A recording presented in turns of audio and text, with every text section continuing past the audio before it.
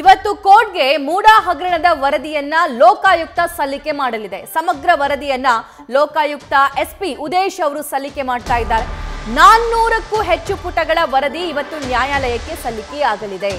ಪ್ರಕರಣದಲ್ಲಿ ಈವರೆಗೆ ನಡೆಸಿರುವಂತಹ ವಿಚಾರಣೆ ತನಿಖಾ ವರದಿ ಈಗ ಆಲ್ರೆಡಿ ರೆಡಿ ಆಗಿದೆ. 400 ಪುಟಗಳ ವರದಿ ಅನ್ನುವಂತ ಮಾಹಿತಿ ಸದ್ಯಕ್ಕೆ ಲಭ್ಯವಾಗ್ತಾ ಇದೆ. ಹಾಗಾದ್ರೆ ಈ ಲೋಕಾಯುಕ್ತದ ವರದಿ ಸಿಎಂಗೆ ವರವಾಗುತ್ತಾ ಅಥವಾ ಮುಳುವಾಗುತ್ತಾ ಅನ್ನೋದಕ್ಕೆ ಸಂಬಂಧಪಟ್ಟಂತೆ ಸಾಕಷ್ಟು ಕುತೂಹಲ ಇದೆ. ಈಗ ಮೊನ್ನೆ ಬೈ ಎಲೆಕ್ಷನ್ ಅಲ್ಲಿ 3 ಕ್ಷೇತ್ರಗಳನ್ನು ಕೂಡ ಕ್ಲೀನ್ ಸ್ವೀಪ್ ಮಾಡಿದ್ದಾರೆ, ಗೆದ್ಕೊಂಡು ಬಂದಿದ್ದಾರೆ. ಒಂದು ಸ್ವಲ್ಪ ರಿಲ್ಯಾಕ್ಸ್ ಆಗಿದ್ರು. ಆದ್ರೆ ಇವತ್ತು ನ್ಯಾಯಾಲಯಕ್ಕೆ ಈ ವರದಿಯ ಸಲ್ಲಿಕೆ ಆಗುತ್ತಲ್ಲ, ಈ ಬಗ್ಗೆ ಢವ ಶುರುವಾಗಿದೆ. ಯಾಕಂದ್ರೆ ವರದಿ ಪಾಸಿಟಿವ್ ಇದೆಯಾ ಅಥವಾ ನೆಗೆಟಿವ್ ಇದೆಯಾ, ನನ್ನ ಪಾತ್ರ ಏನಿದೆ ಅದರ ಬಗ್ಗೆ ಸಾಕಷ್ಟು ಟೆನ್ಷನ್ ಸಿಎಂಗೆ ಆಗ್ತಾ ಇದೆ. ಮತ್ತಷ್ಟು ಡೀಟೇಲ್ಸ್ ನೀಡ್ತಾರೆ ನಮ್ಮ ಮೈಸೂರು ಕರೆಸ್ಪಾಂಡೆಂಟ್ ರವಿ ಪಾಂಡವಪುರ. ರವಿ, 400ಕ್ಕೂ ಹೆಚ್ಚು ಪುಟಗಳ ವರದಿಯನ್ನ ಲೋಕಾಯುಕ್ತ ರೆಡಿ ಮಾಡ್ಕೊಂಡಿದೆ. ಯಾವಾಗ ಸಬ್ಮಿಟ್ ಮಾಡ್ತಾರೆ, ಎಷ್ಟೊತ್ತಿಗೆ ಸಬ್ಮಿಟ್ ಮಾಡ್ತಾರೆ, ಡೀಟೇಲ್ಸ್ ನೀಡ್ತಾ ಹೋಗೋದಾದ್ರೆ ಈ ಪ್ರಕರಣದ ಬಗ್ಗೆ.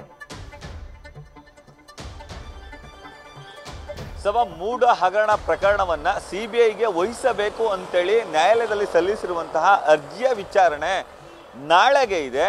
ಈ ನಡುವೆ ನ್ಯಾಯಾಧೀಶರು ಒಂದು ಆದೇಶವನ್ನ ಮಾಡಿದ್ರು. 26ನೇ ತಾರೀಕು ಒಳಗೆ ಏನೆಲ್ಲ ಲೋಕಾಯುಕ್ತದಲ್ಲಿ ತನಿಖೆ ಆಗುತ್ತೆ ಆ ವರದಿಯನ್ನ ನ್ಯಾಯಾಲಯಕ್ಕೆ ಮಂಡಿಸಬೇಕು ಅಂತೇಳಿ ತಿಳಿಸಿದ್ರು. ಈ ಹಿನ್ನೆಲೆಯಲ್ಲಿ ಮೈಸೂರಿನ Lokayukta SP doctor TJ Udesh ಅವರು ಸದ್ಯ ಈಗ ಬೆಂಗಳೂರಿನತ್ತ ಪಯಣವನ್ನು ಬಳಸಿದ್ದಾರೆ.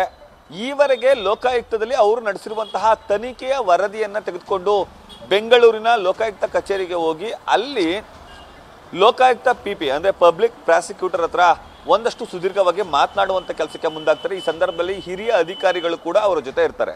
ಈ ವರದಿಯನ್ನು ನಾಳೆ ನ್ಯಾಯಾಲಯದಲ್ಲಿ ಪ್ರೊಡ್ಯೂಸ್ ಮಾಡಬೇಕಾದ ಕಾರಣಕ್ಕಾಗಿ ಇವತ್ತೇ ಅವರು ತೆರಳುತ್ತಿದ್ದಾರೆ. ಪ್ರಮುಖವಾಗಿ ಈವರೆಗೆ ದೂರುದಾರ ಸ್ನೇಹಮಯಿ ಕೃಷ್ಣ ಅವರು ನೀಡಿರುವಂತಹ ಆ ಒಂದು ದಾಖಲೆಗಳನ್ನು ಇಟ್ಕೊಂಡು ಕೆಸರೆಯ ಸರ್ವೆ ನಂಬರ್ 464ರ 3.16 ಎಕರೆ ಭೂಮಿ ಹಾಗೂ ವಿಜಯನಗರದ 14 ಸೈಟ್ಗಳ ಮಹಾಜರು ವರದಿ, ಇದರ ಜೊತೆಗೆ ಸ್ನೇಹಮಯಿ ಕೃಷ್ಣ ಅವರ ಹೇಳಿಕಾ ವರದಿ, ಇನ್ನು A1 ಆರೋಪಿಯಾಗಿರುವಂತಹ ಸಿದ್ದರಾಮಯ್ಯ, A2 ಆರೋಪಿ ಆಗಿರುವಂತಹ BN ಪಾರ್ವತಿ, A3 ಆರೋಪಿ ಆಗಿರುವಂತಹ ಸಿದ್ದರಾಮಯ್ಯ ಅವರ ಬಾಮೈದ ಮಲ್ಲಿಕಾರ್ಜುನ ಸ್ವಾಮಿ, A4 ಆರೋಪಿಯಾಗಿರುವಂತಹ ದೇವರಾಜು, ಇದರ ಜೊತೆಗೆ ಅಂದು ಸಚಿವರಾಗಿದ್ದಂತಹ BN ಬಚ್ಚೇಗೌಡ ಹಾಗೂ ಆಯುಕ್ತರಾಗಿದ್ದಂತಹ ನಟೇಶ್ ಆದಿಯಾಗಿ ಹಲವು ಎಂಜಿನಿಯರ್ಗಳನ್ನು ಕೂಡ ಈಗಾಗಲೇ ಲೋಕಾಯುಕ್ತ ಪೊಲೀಸರು ತನಿಖೆಗೆ ಅಂದರೆ ವಿಚಾರಣೆಗೆ ಒಳಪಡಿಸಿದ್ರು. ಇದರ ಜೊತೆಗೆ ಅಂದು ಅಧ್ಯಕ್ಷರಾಗಿದ್ದಂತಹ ಅಂದರೆ ಮೂಡದ ಅಧ್ಯಕ್ಷರಾಗಿದ್ದಂತಹ ಧ್ರುವ ಕುಮಾರ್ ಹಾದಿಯಾಗಿ ಹಲವರಿಗೆ ನೋಟಿಸ್ ಅನ್ನು ಕೂಡ ಜಾರಿ ಮಾಡಿದ್ರು. ಈ ಎಲ್ಲ ಕಂಪ್ಲೀಟ್ ವರದಿಗಳನ್ನು ಅವರಿಂದ ಪಡೆದುಕೊಂಡಿರುವಂತಹ ಮಾಹಿತಿಗಳೆಲ್ಲವನ್ನು ಕೂಡ ಈಗ ಅವರು ಸಂಗ್ರಹ ಮಾಡಿಕೊಂಡಿದ್ದಾರೆ.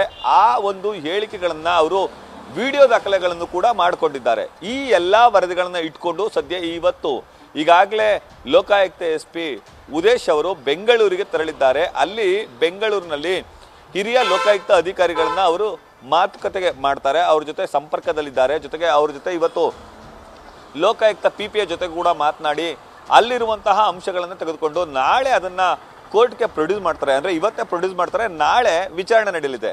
ಈ ಸಂದರ್ಭದಲ್ಲಿ ವಿಚಾರಣೆ ನಡೆಯುವ ಸಂದರ್ಭದಲ್ಲಿ ಖುದ್ದು ಲೋಕಾಯುಕ್ತ SP ಉದೇಶ್ ಅವರು ಕೂಡ ಹಾಜರಿರ್ತಾರೆ ಅನ್ನೋ ಮಾಹಿತಿ ಲಭ್ಯವಾಗ್ತಿದೆ ನ್ಯೂಸ್ ಫಸ್ಟ್ಗೆ.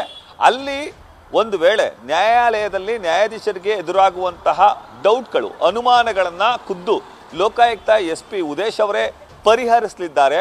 ಒಂದು ವೇಳೆ PP ಅವರಿಗೆ ಅಂದರೆ ಪಬ್ಲಿಕ್ ಪ್ರಾಸಿಕ್ಯೂಟರ್ಗೆ ಆ ವಿಚಾರಗಳು ಗೊತ್ತಿಲ್ಲ ಅಂತ ಅಂದರೆ ಆ ವಿಚಾರಗಳನ್ನ ನ್ಯಾಯಾಧೀಶರು ಉದೇಶ್ ಅವ್ರಿಗೆ ಕೇಳ್ಬೋದು. ಉದೇಶ್ ಅವರೇ ನೇರವಾಗಿ ಆ ಪ್ರಶ್ನೆಗಳಿಗೆ ಉತ್ತರವನ್ನು ನೀಡ್ಬೋದು.